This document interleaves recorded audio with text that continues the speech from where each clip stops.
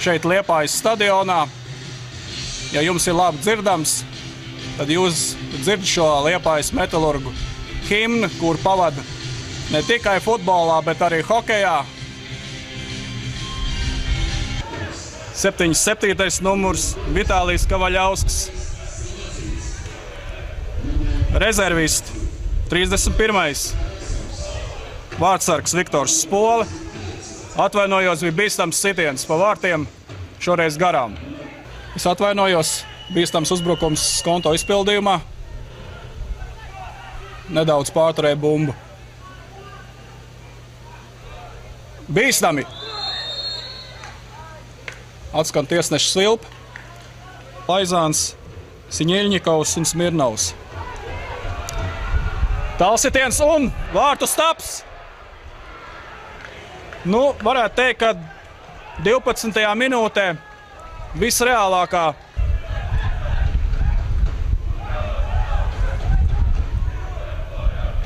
nedaudz nedroši nospēlēja. Neatklāšu jums neko jaunu. Skaidrs, kad kas uzvarēs, bīstams sitiens.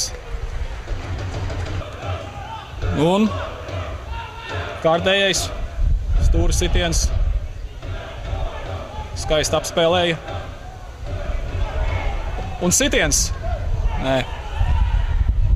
Neveiksmīgi ar sarkano kartīti. Liepājas Metalurgu uzvaru ar 4-2. Diezgan nedroši nospēlēja. Skonto komandas vārtsargs ir guvis vienu no neaizmirstamākajiem vārtiem Latvijas izlases vēsturē pret Turciju, Turcijā. Un bīstams sitiens. Par laimi Liepājas komandai stūra sitiens. Sitiens pāri vārtiem. Spēle varēja iegriezties tādā asā virzienā. Labi nospēlēja Steinbors vietas, uz ko bija cerēts sezonas sākumā.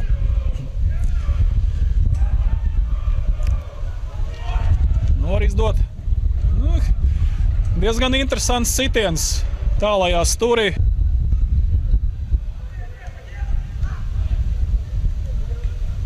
Tālsitiens, labs sitiens. Vārtsargs vietā. Kāda standarta situācija varētu arī? Labs sitiens. Gribēju nosaukt pa sauso lapu Benjaminam Zikļēvičam. Var izveidoties labs pretuzbrukums 3-2. Labs sitiens. Labs sitiens un vārti. Redzam, iekrīt laukuma centrā Liepājas Metalurga spēlētāji. Un 40. minūtē Skonto gūs pretuzbrukumā vārtus. Par to laiku ir kārtējā dzeltenā kartīte par spēles laika vilcināšanu. Un ar to spēle ir beigusies.